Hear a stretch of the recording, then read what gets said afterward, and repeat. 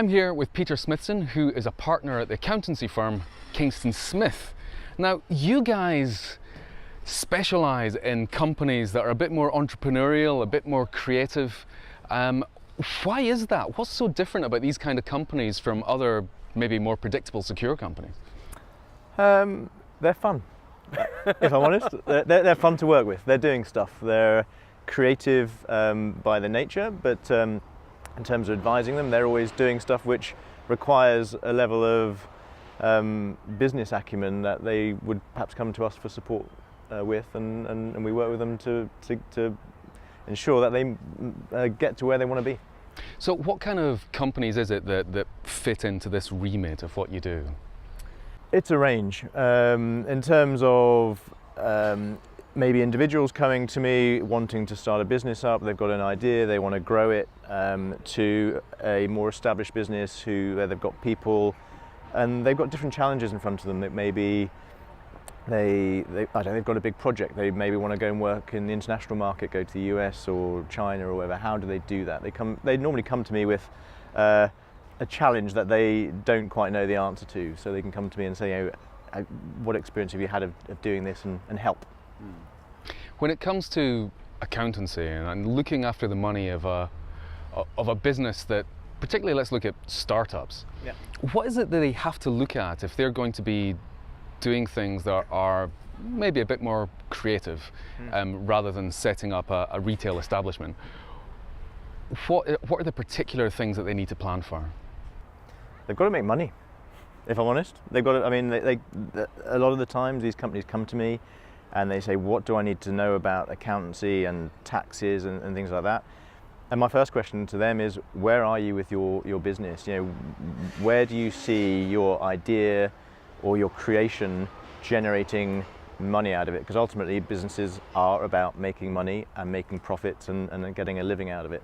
A lot of the accounting and the taxes can follow that, but for them, I say, to be honest, I can help you with that. You don't need to worry about it, but you need to worry about generating your business model and your revenue model out of it.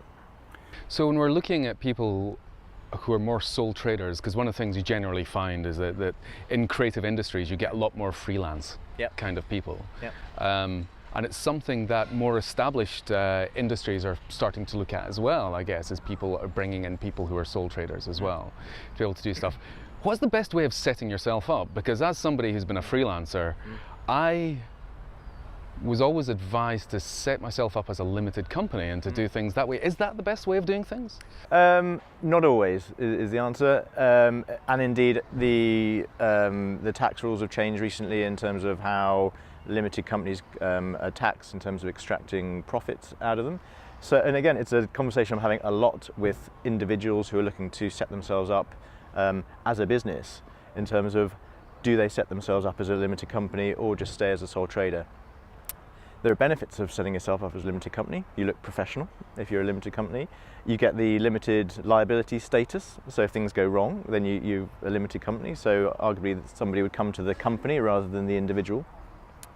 However, setting a company up, there are costs. There are my costs, compliance costs. You have to do a company tax return, annual accounts. You've got to keep your company records up to date. So there are costs in running a limited company, as opposed to running yourself as a sole trader. If you've already got contacts and business coming in, then ultimately you just have to look after your own personal taxes for that. So there is a threshold to which it would be suitable and I suppose beneficial to become a limited company, as opposed to just staying as a sole trader. Now, some of the other businesses that you work with are a lot larger. And what's the difference between a company that's an established company that's going to be doing something that might involve innovation, creativity, experimentation? What is it that they need to look out for that's different to these startups? I think the conversation is just a different conversation with these companies. Normally in an established business, they've worked out what they're doing, how they're doing it, as opposed to a startup is almost a rabbit in headlights. You know, we've got this idea, we think we're going to take it over here, we think we can generate money out of it here, but invariably through the first year or two, they will pivot that idea and say, actually, that's not quite working for us, but I think we can go off over here. For a more established media creative business, you tend to go through the pillars of this. There tend to be people businesses. So it's the conversation, how do I keep my key employees? Should I be looking at putting incentive schemes or making sure that my benefit structure is appropriate for my business? IP. I've developed this great platform. What's out there that I should be looking after? I mean, the government have some great tax schemes for creative businesses, R&D tax credits, for example. So should I be taking advantage of the schemes out there that would support my business? Financing. It's clearly in terms of how is my business financed. The owners of a business maybe need to extract some funding. I've been doing this for 5-7 years. Where's my payday coming? How can I structure this to maybe get my bank to finance me, or start looking at private equity, or the longer term in terms of a listing or whatever. How do I structure myself to make that happen in the future? And a large conversation we're having now is the global marketplace. Where else should I be working? How do I go and set myself up in Brazil or the US? What do I need to think about in terms of financing, commercial visas? What do I need to be thinking about? So all that other conversation around a more established business and where to next is a very different conversation to somebody doing the nuts and bolts of just setting a business up. So that's an interesting thing to talk about. So when people are starting up companies these days, a lot of the companies are technology companies that, of course, the world is the market because the internet doesn't really have walls except in North Korea. Yep. So what are the big considerations then for setting up a company that's going to be pretty immediately trading internationally? One of the biggest risks of trading internationally is the stuff you don't know. Where are you going to get caught out? Usually from a tax perspective. What you really don't want to happen is the Brazilian tax authorities knocking on your door saying you owe us a lot of money because you've been trading in our jurisdiction.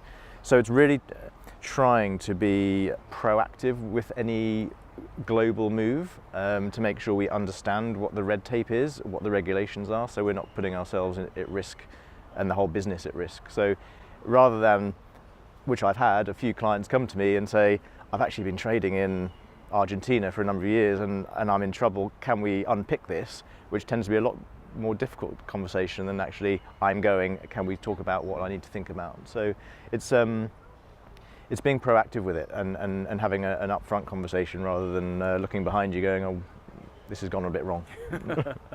So finally, what are the sort of big mistakes that you see companies making when it comes to innovation, creativity, or potentially what are the big opportunities that people tend to miss out on? Well, it's an interesting one in terms of mistakes, because a lot of new businesses, you tend to find that the business runs the individuals in terms of they will go with it because it's just going so well. The mistake tends to be that you tend to be backwards looking in terms of, right, I now need to think about my finances, or HMRC, the tax authorities are knocking at my door wanting my taxes.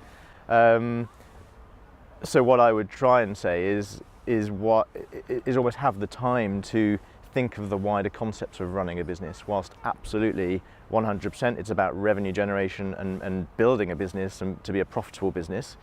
There's another about looking at who are you going to partner with from a business perspective, whether it be accountants, banks, lawyers, financial advisors, just to make sure that you're not stepping over any threshold that again is going to put the business at risk or them as individuals at risk.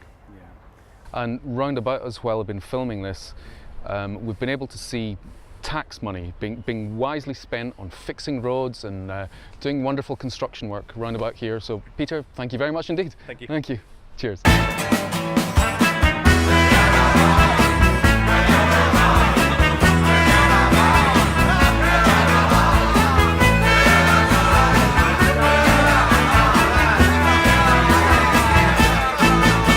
And it might catch the squirrels. Coming.